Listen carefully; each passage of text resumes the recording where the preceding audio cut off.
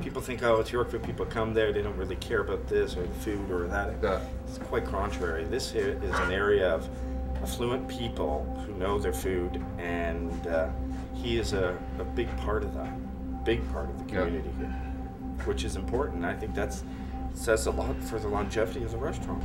It's belonging in the community.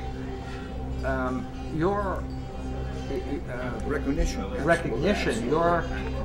It wasn't just your hospitality, your service, and your smile.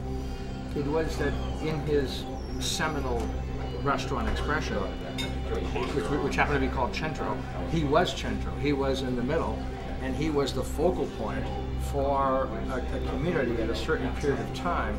With, unlike the generation before him, where the leading guy was the servant of the people who came, and blatantly the servant. We crossed the barrier. We crossed that barrier.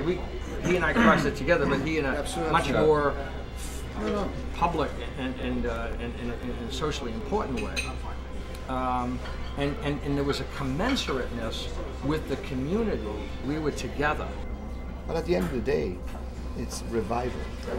You can't lose the faith. You have to keep going. You have to help. You have to be there. And when you get older, you coach. When you're younger, you run.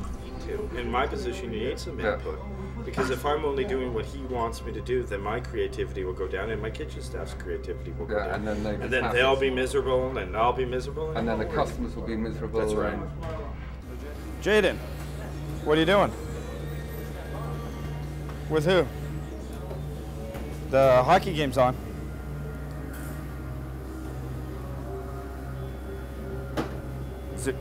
Zero, zero, channel 6. Yellowtail.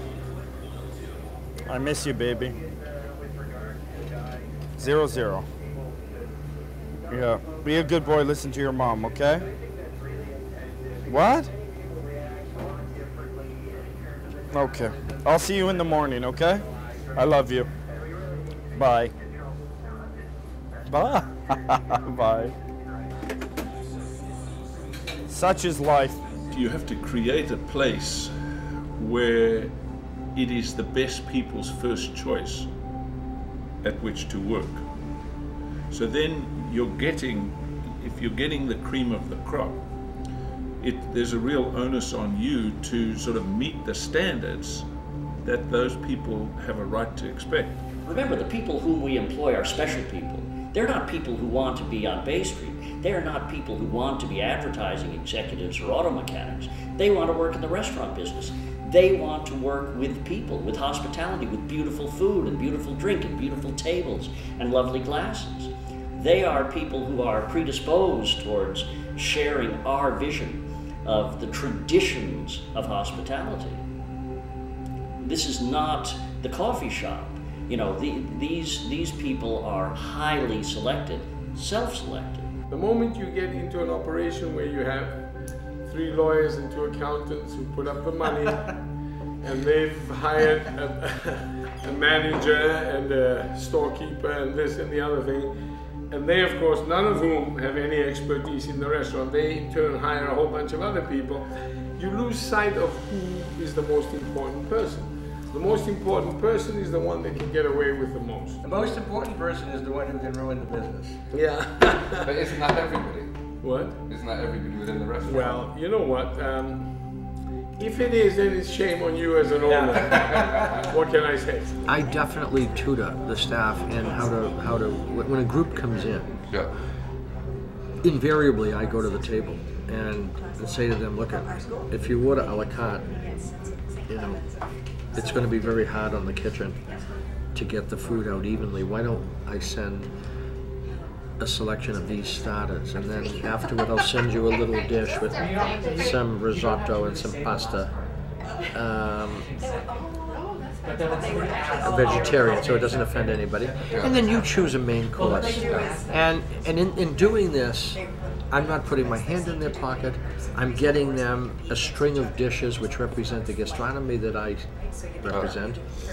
And they get to the end feeling really quite wonderful about their food experience. That turns me on.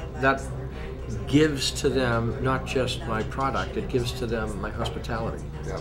I love that. Our industry has still a sadly questionable integrity issue with the general public. Sad. Not in every country, but in Canada. You know, I don't care if I got 20 white hats in the kitchen. If they don't walk through the front, if the people don't walk through the front door, the white hats can go home. And Michael, everything is the same. You cannot sell out of a suitcase anymore, but you still have to sell. And you still have to portray the proper product.